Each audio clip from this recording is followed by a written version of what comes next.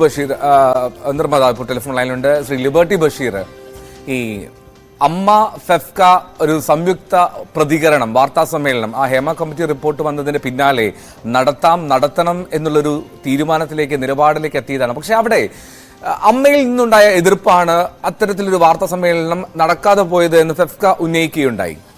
ഇതിന് പിന്നിൽ ജഗദീഷാണ് എന്ന് ജോസ് തോമസ് ഇന്നലെ ന്യൂസ് 18 വെളിപ്പെടുത്തുന്നുണ്ടായിരുന്നു. താങ്കൾക്ക് എന്താണ് തോന്നുന്നത്? എന്തിനായിരിക്കാം ജഗദീഷ് അത്തരത്തിലൊരു നിലപാടെടുക്കുന്നത്? പക്ഷെ മാത്രമല്ല, പിന്നീട് മാധ്യമങ്ങൾക്ക് മുന്നിലെത്തി അമ്മ കൃത്യമായ നിലപാട് പറയാത്തതിനെ വിമർശിക്കുകയും ചെയ്തത് അതേ ജഗദീഷാണ്.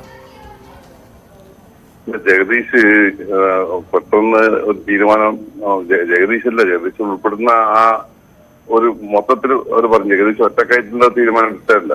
അവർ പെട്ടെന്ന് ഇങ്ങനത്തെ ഒരു ഹേമ കമ്മീഷന്റെ ഒരു ഗുരുതരമായ ആരോപണം വന്ന സമയത്ത് അവിടെ റിഹേഴ്സൽ നടക്കുന്ന സ്ഥലത്താണ് ഈ പത്രക്കാർ ചോദിച്ചത്. അപ്പം കൂടിയാലോചിച്ച് മറുപടി പറയാന്നിട്ട് ജഗദീഷും മമ്മൂക്കയിൽ നടക്കുന്ന കൂട്ടത്തിൽ പറഞ്ഞാണ്. അല്ലാതെ ജഗദീഷിന്റെ ഒറ്റക്കുള്ള തീരുമാനമായിട്ടാണ് ജഗദീഷ് പറഞ്ഞത്. അതായത് ജഗദീഷിന്റെ ഒറ്റയ്ക്കുള്ള തീരുമാനമായിരുന്നില്ല എന്നാണോ? അതായത് ഞാൻ മനസ്സിലാക്കുന്നത്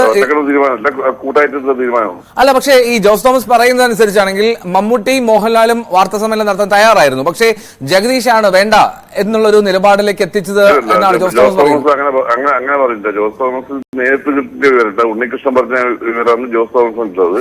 അതെ, അത് ജഗദീഷ പറഞ്ഞതല്ല, ഉണ്ണികൃഷ്ണൻ പറഞ്ഞതാണ്. പക്ഷെ ഇന്നലെ രണ്ടാമത്തെ നിങ്ങളെ ജോസ് തോമസ് തന്നെ ഈടാക്കിയിട്ടുണ്ട്.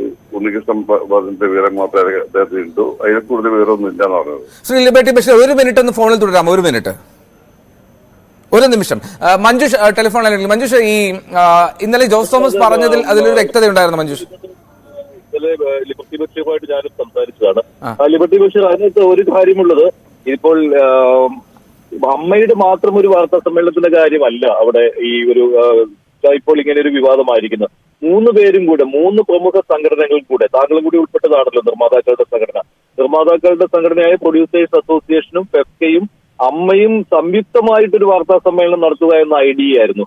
അത് നടക്കാതിരുന്നതിലുള്ള അമർഷമാണ് ഇപ്പോൾ ഫെഫ്ക പരസ്യമാക്കിയിരിക്കുന്നു എന്ന് പറയുമ്പോൾ ഫെഫ്കയും അമ്മയും എപ്പോഴും യോജിച്ച് പ്രവർത്തിക്കുന്ന സംഘടനകളാണല്ലോ. നമുക്കെല്ലാവർക്കും അറിയാം, ഈ മാറ്റയ്ക്ക് ശേഷം മാറ്റ പിളർന്ന് ഫെഫ്ക വന്ന സമയം തൊട്ട് തന്നെ ഈ ഫെഫ്കയും അമ്മയും തമ്മിൽ അഭിപ്രായ വ്യത്യാസങ്ങൾ ഉണ്ടാകാറില്ല. ഇവിടെ അപ്പോൾ അമ്മയിൽ നിന്ന് ഇങ്ങനെ ഒരു എതിർപ്പുള്ളതിനാൽ ഞങ്ങളും ഈ സമൂഹത്തിന് മുന്നിൽ ചീത്തയായി എന്നുള്ള ഒരു തോന്നൽ ഇപ്പോൾ ഫെഫ്കയിലെ മുതിർന്ന അംഗങ്ങൾക്ക് പോലും ഉണ്ട്. അപ്പോൾ അതുകൊണ്ട് അവർ അത് പരസ്യമാക്കിയെന്ന് തന്നെയല്ലേ ബഷീർ? അല്ലാതെ ഇതിപ്പോൾ അമ്മ തനിയെ നടത്താനിരുന്ന ഒരു വാർത്താ സമ്മേളനം അവർ കൂടിയാലോചിച്ച് മാറ്റി എന്നുള്ളതല്ല. 3 പേരും 3 പ്രമുഖ സംഘടനകളും ചേർന്ന് നടത്താനുള്ള വാർത്താ സമ്മേളനമായിരുന്നു. അത് അമ്മയുടെ എതിർപ്പ് കാരണം നടന്നില്ല. ഇക്കാര്യം പറയുന്നത് വേറെ കാര്യമല്ല, ഫെഫ്ക തന്നെയാണ് ഇത് പറയുന്നത്. ബി ഉണ്ണികൃഷ്ണന്റെ വാർത്താ സമ്മേളനത്തിൽ അദ്ദേഹം വിതരണം ചെയ്ത മാധ്യമങ്ങൾക്കുള്ള ആ ഒരു നോട്ടുണ്ടായിരുന്നു. അതിനകത്തും ഇത് കൃത്യമായിട്ട് പറയുന്നുണ്ട്, പേര് പറഞ്ഞിട്ടില്ല എന്നേ ഉള്ളൂ. അപ്പോൾ ജോസ് തോമസ് പറഞ്ഞ് നമുക്ക് അവിശ്വസിക്കേണ്ട കാര്യമില്ലല്ലോ. ഉണ്ണികൃഷ്ണൻ പറയാൻ ഉദ്ദേശിച്ചത് തന്നെ ജോസ് തോമസ് പറയുന്നു. അല്ലെങ്കിൽ ഈ ഉണ്ണികൃഷ്ണൻ ഇതിൽ തിരുത്തു വരുത്തട്ടെ. ഇത്രയും സമയമായിട്ട് അദ്ദേഹം തിരുത്തിയില്ലല്ലോ.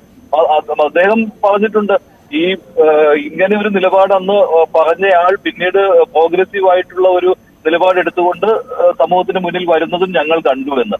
അപ്പോൾ ഇത് ഈ പേര് വെളിയിൽ വരണമെന്ന് ഫെഫ്ക ആഗ്രഹിക്കുന്നുണ്ടായിരുന്നു. അതുകൊണ്ട് അവർ പറഞ്ഞു. അങ്ങനെ കരുതാമല്ലോ ബഷീർക്ക? അല്ല, അതിന്റെ ഉള്ളടക്കം എനിക്ക് പറയാൻ പറ്റില്ല. കാരണം അമ്മ എന്ന സംഘടനയും കൂടി പത്രസമ്മേളനം ഉണ്ടാകുന്ന സമയത്താണ് അതിന് വാല്യൂ ഉണ്ടായത്. അതാണ് ഫെഫ്ക ആഗ്രഹിച്ചിട്ടുണ്ടായത്. അല്ല, ഫെഫ്ക മാത്രം പ്രൊഡ്യൂസേഴ്സിന് ഇതൊന്നും നിന്നില്ല.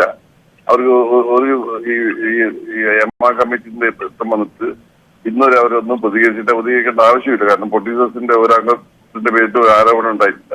പിന്നെ അവരെന്തിനാണെന്ന് പറഞ്ഞാണ്ട് പ്രതികരിക്കേണ്ട ആവശ്യം?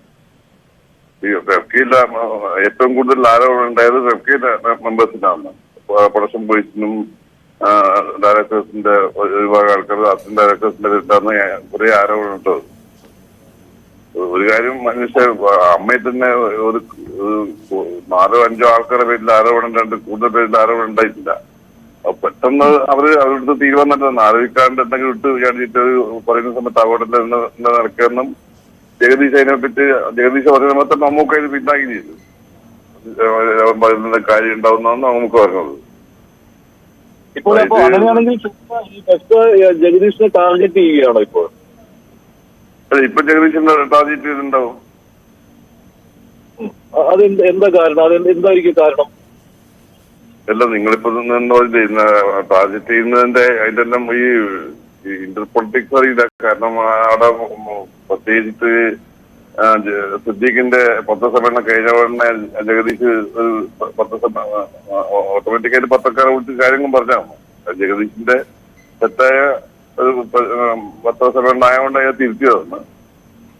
അതെല്ലാം കൊണ്ടായിരിക്കാം ഇപ്പോ ജഗദീഷിന്റെ വലിയ ആരോപണം ഉണ്ടാക്കുന്നത്. ജഗദീഷ് അത് എല്ലാ കാര്യവും വെളിപ്പെടുത്തിയിട്ട് വനിതാ മാസികയ്ക്കെല്ലാം അതിന്റെ ഡീറ്റെയിൽസ് കൊടുത്തിട്ടുണ്ട്. വായിച്ചാൽ എല്ലാം മനസ്സിലാവുന്നതാണ് പറഞ്ഞത്. ഈ ആഴ്ച ഇറങ്ങുന്ന ഓണപ്പതിപ്പിൽ ജഗദീഷുമായിട്ട് താങ്കൾ സംസാരിച്ചു അല്ലേ? അതെ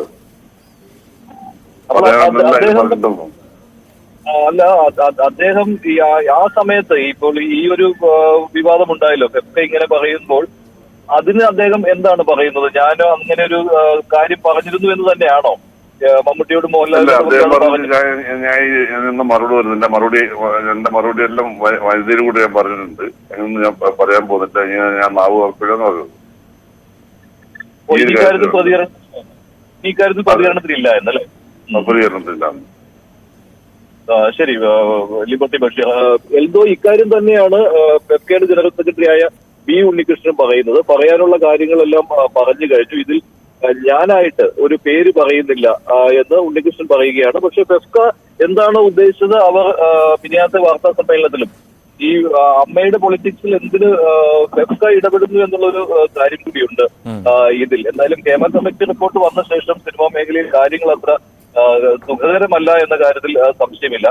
സിനിമാ സംഘടനകൾക്കുള്ളിലുള്ള പ്രശ്നം കൂടാതെ തമ്മിലുള്ള പ്രശ്നവും കൂടി ഇപ്പോൾ അതിരൂക്ഷമായി മാറുന്നുണ്ട്. അതിലേക്ക് എന്തിനാണ് ഫെഫ്കയുടെ ജനറൽ സെക്രട്ടറി തന്നെ അമ്മ ട്രേഡ് യൂണിയൻ ആകാൻ പോകുന്നു എന്നുള്ള കാര്യം, അങ്ങനെ ഒരു ആവശ്യം അവിടെ നിന്ന് ഉന്നയിക്കപ്പെട്ടിട്ടുണ്ട് എന്നുള്ള കാര്യം പൊതുസമൂഹത്തിലേക്ക് വന്ന് പറഞ്ഞത് എന്ന കാര്യത്തിലും സിനിമാ മേഖലയിൽ വലിയ ചർച്ചയാണുള്ളത്. അത് ആരാണ് അങ്ങനെ ആവശ്യം ഉന്നയിച്ചത് എന്ന കാര്യം ബി ഉണ്ണികൃഷ്ണൻ പറയാൻ തയ്യാറായിട്ടില്ല. പക്ഷേ അതേസമയം ജോസ് തോമസ് അക്കാര്യം പറയുന്നുമുണ്ട്.